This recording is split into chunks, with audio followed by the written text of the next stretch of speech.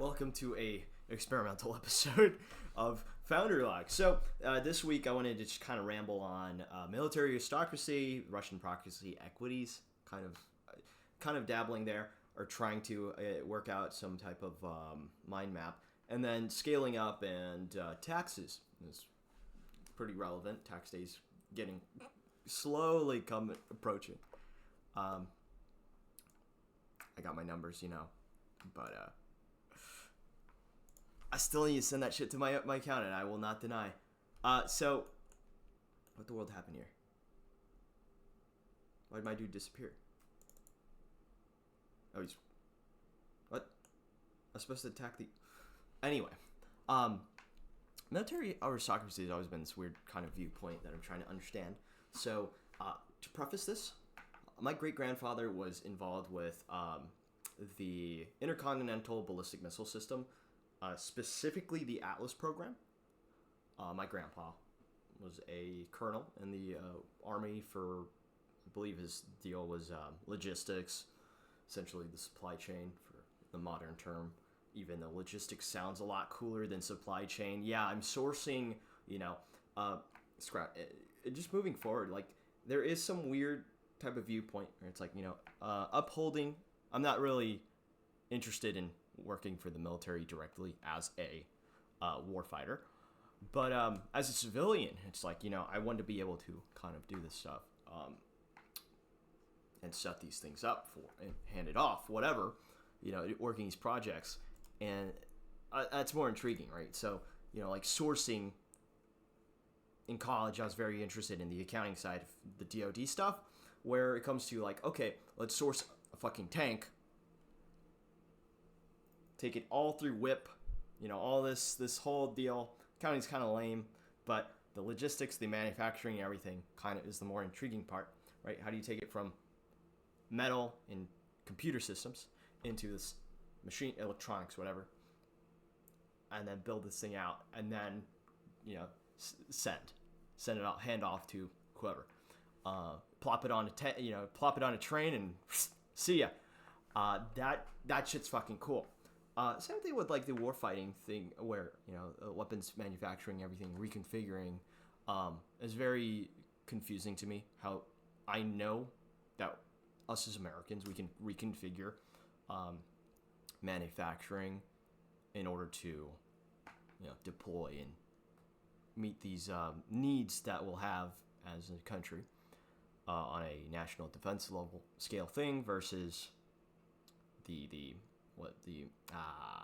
pacifist approach, where this is just inevitable. We have to defend our own country, whereas I don't know. I don't understand the pacifist viewpoint. It doesn't make sense. It's naive. But still, like, it's all just kind of, I don't know, preliminary. I don't understand how certain things are configured, certain military allies or pseudo proxies can do things that we don't, undesirable within a region. Let's say a certain country is destabilizing the Middle East as we speak, and there's a two-front war, and somehow we're kind of spun into it moving forward because I'm playing Total War, right? That kind of deal where you have defensive allies and military allies in the game if you want to scale up or whatever. That it's required for you to just be drug into a multi-front role. So in one campaign with my friend, I'm playing the king of the dwarfs, or one of them, Belagar, and I've been drawn into war with every single chaos faction, every law or order aligned factions basically at war with me, except for the ogres, oddly enough, which I thought they'd be at war with me, but apparently not. So you're dragged into these wars, it seems like, as a nation. And I guess we could tie this into business too, where you do something and ends up creating a whole big mess following, right? This trickle out effect that is undesirable. So tethering this towards the Russian proxy point, you have all this chaos in the Middle East.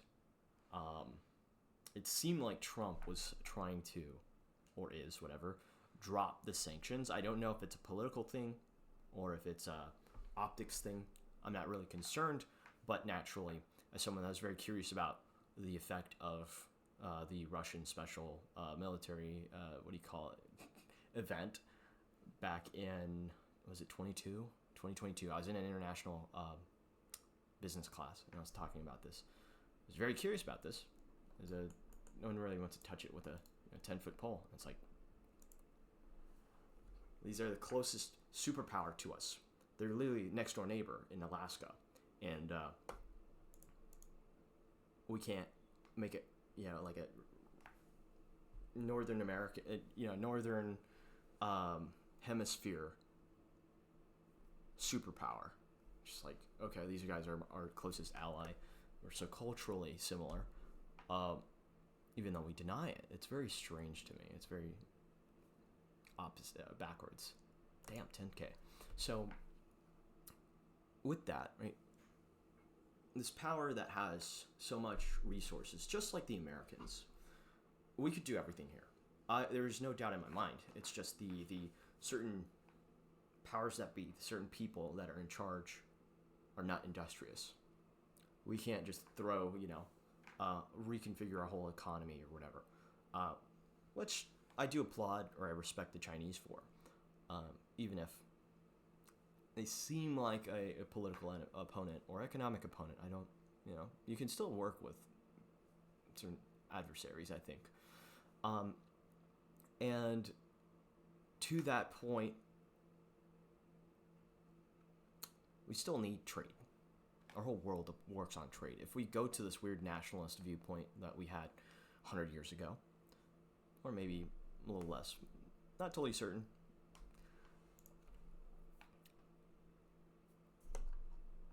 I don't know, I feel like the economy would slow down. But you look at Japan, like, so you have a country that's already reconfigured for its aging population. And it's like, well, isn't that basically the viewpoint that you should have? Because it seems like America will be going in that way anyway, any direction. Like, if it's confusing, there's too many variables. So in order to, I don't know, supersede that viewpoint, right? It just seems like trade. Okay, we impose sanctions and restrictions on what you can sell. But now we need oil because now it's $3-4 a barrel. Excuse me, not a barrel. At the pump, we're what, 100-ish. So tethering us back to economics, right? Gold, silver, all these precious metals that were volatility assets are now not volatility assets, but they're not crashing in price to back to the hard points that they should be at, probably 3,000 for gold, right around 3,000 for gold, and I wouldn't know for silver. I don't dabble in shiny rocks.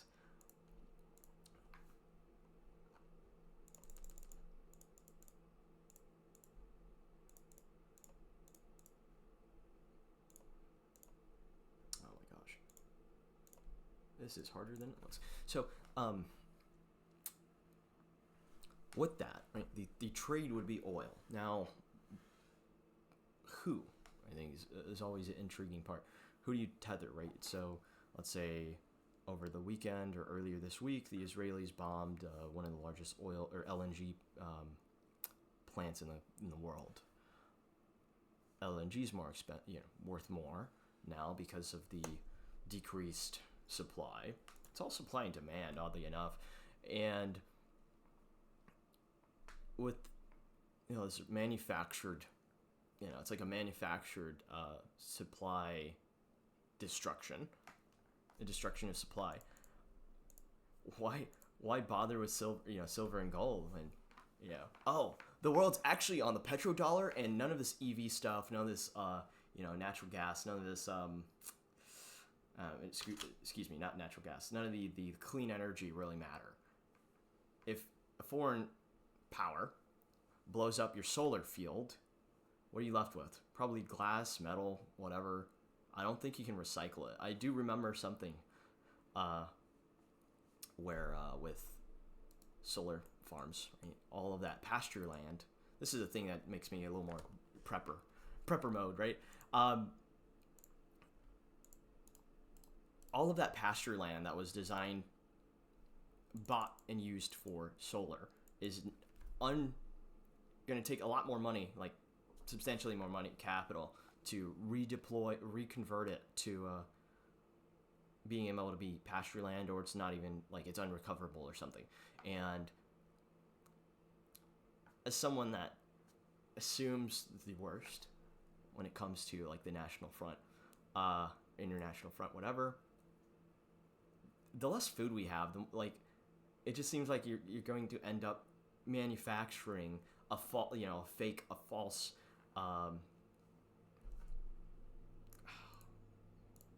supply. I mean, this is not the actual number we could have.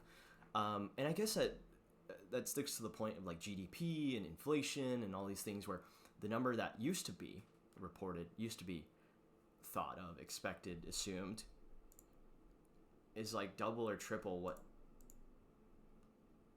3 times less, even though it should be 3 times more, like today versus the 80s, 90s.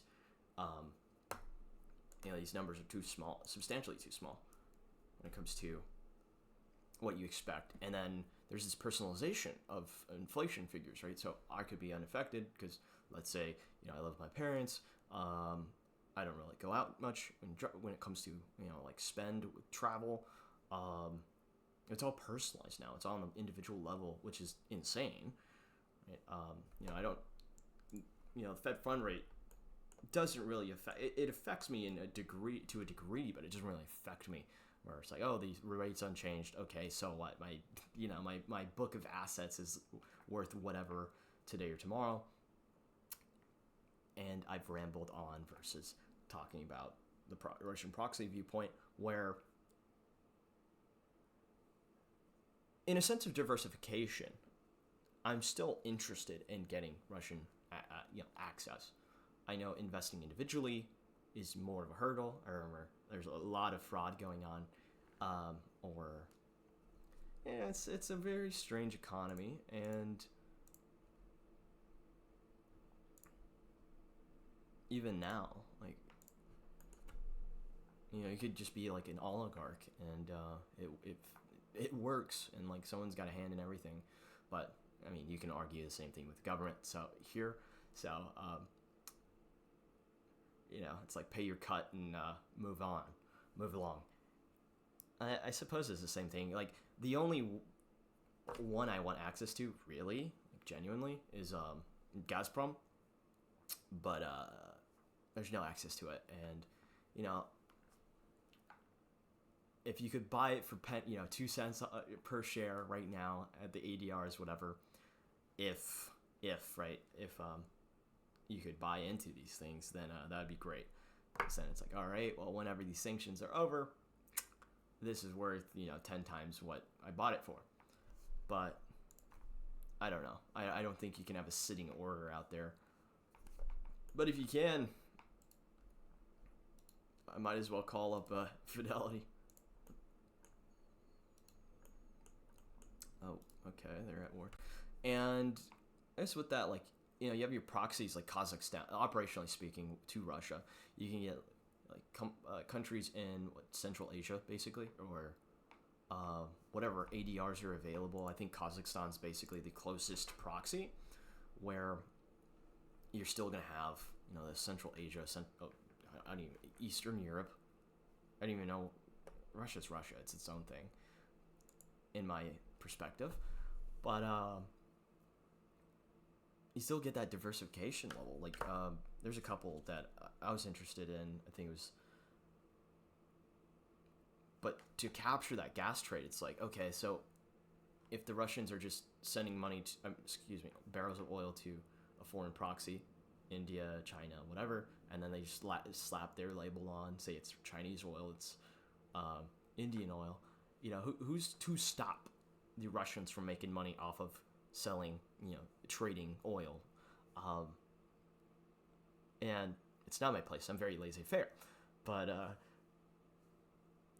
we still have access to those countries. It's just, it's like cloak and dagger versus, here you go. I'd rather this be very transparent than, I don't know, cloak and dagger. Covert. It's like, this is literally what I intend to do. You're not sanctioning this country. If I had access to this at substantial discounts, go figure. So it's just a political thing. I think you're caught between two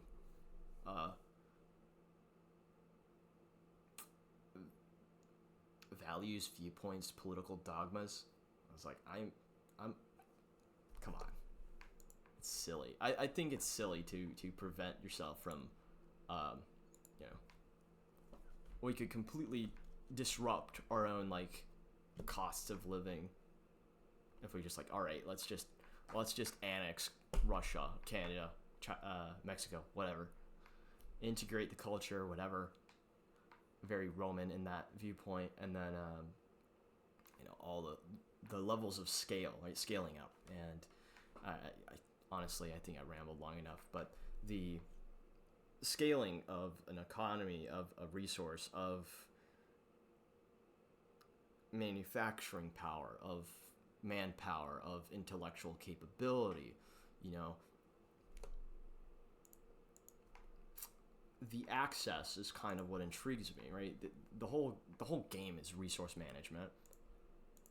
I say game, I know that sounds a little loony, but the whole deal is resource management and some level of conquest, but I feel like there's a more balanced approach you could take with that. But in scaling up, your superpower in this case, or your company, you look at the specific strengths or weak points, and you double down in figuring out how to scale up or neuter the weaknesses, right? The and making that happen, making that work is more intriguing. That's why I love Total War. I have to figure out how to make these, how to make my economy work, how to make my war work, how to scale up my empire. And all of the dilemma, but, if you're playing a chaos faction, per se, there is no diplomacy. It's either, adopt or die. And I guess lastly, just taxes, right? The whole deal I did was, calculating my numbers, and whenever I end up handing this off to my accountant is when it happens. But you have to pay your tithe and work within whatever system's available. So happy to advance, scaling up right into a MX plat, but dude, I don't know about that thing. But I did promise myself, within 2 years of my prior job, I was getting that thing. So we'll see how this works out. Just like this campaign. So if you enjoy, whatever, subscribe, comment below, ring the bell. I don't know if y'all like this style where it's kind of going into more intriguing aspects, but as someone very independent or thought-wise, kind of direction I want to go with this for now. So let me know. Comment below. Bye.